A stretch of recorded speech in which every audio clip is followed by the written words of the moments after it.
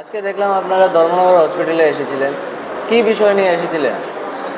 আজকে আমরা Tripura commission for protection of child rights অথবা ত্রিপুরা রাজ্য শিশু সুরক্ষা অধিকার কমিশনের থেকে আমি চেয়ারপারসন জয়ন্তী দেববর্মা এবং আমার সঙ্গে দুজন মেম্বার আছেন, চামিলি সাহা এবং মনিকা দেববর্মা।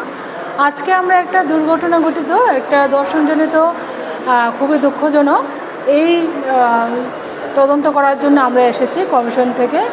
এবং আজকে যার সাথে এই দুর্ঘটনা হয়েছে ওরার গার্জেন সাথেও আমাদের কথা হয়েছে এবং মেয়েটির সাথেও কথা হয়েছে। তো এখন মেয়েটা চিকিৎসা চলছে এই ধর্মনগর ডিস্ট্রিক্ট হসপিটালে। তো মেয়েটা এখন মোটামুটি একটু সুস্থ আছে, কিন্তু খুব বেশি ভালো নয়। তো ওর চিকিৎসা এখন চলছে।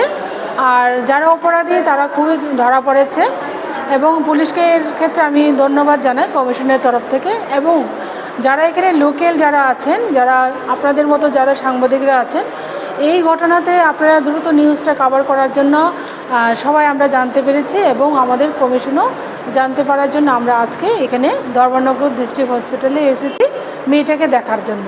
মেয়েটা এখন মোটামুটি সুস্থ।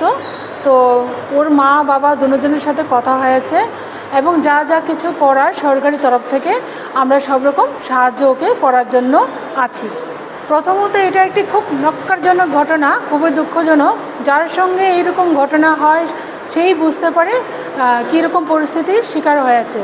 তো আমরা কমিশনের তরফ থেকে প্রত্যেকটা গার্জেনকে, বিশেষ করে যারা মেয়ে শিশু, তাদেরকে আমরা বলবো সবসময় সতর্ক হয়ে চলার জন্য এবং প্রত্যেক মা বাবাও সতর্কতার সাথে এরকম উঠতি বয়সী বা ছোট বয়সী মেয়েদের জন্য কখনোই একা না ছাড়ে।